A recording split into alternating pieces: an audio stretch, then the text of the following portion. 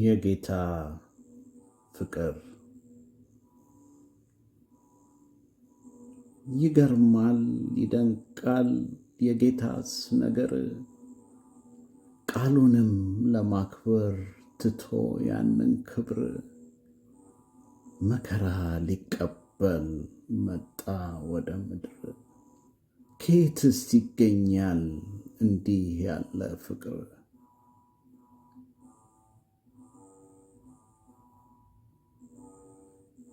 ከነሱ ጋር ሳለ ምንም ሳይነኩት ከይሁዳ መከሩ ከአንዱ ሐዋርያት በ30 ዲናር ጌታን ሊይዙት።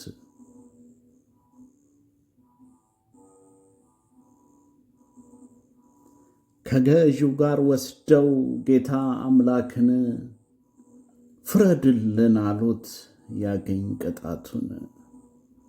ቀይም አለበሱት አውልቀው የሱን፣ ገርፈው አቆሰሉት ገፈውም ልብሱን፣ መቃውንም ይዘው መቱት ራሱን። መች በዚህ አቆሙ ጌታንም ተፉበት፣ የሾህ አክሊል አርገው ተዛበቱበት፣ መስቀል አሸክመው ጌታን ወሰዱት።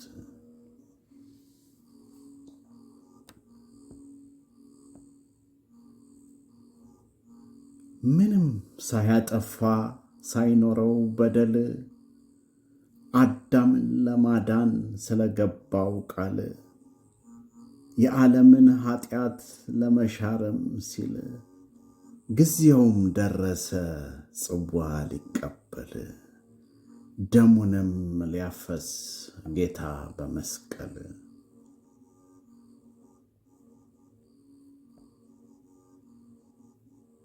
ምንም አይነት ጥፋት ሳያገኙበት ጌታ አምላክንም የሰቀሉበት፣ ቀኑም አርብ ነበር ከቀትር 6።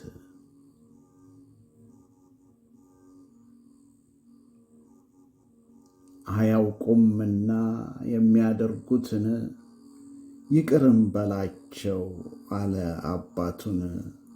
በመስቀል ላይ ሆኖ ረስቶ ቁስሉን።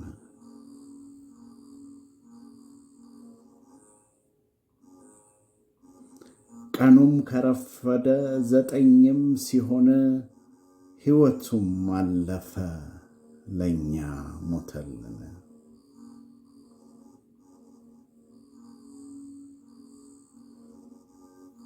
ሕይወቱም ስታልፍ በቀን በፀሐይ፣ ውጭውም ጨለመ ጠቆረ ሰማይ።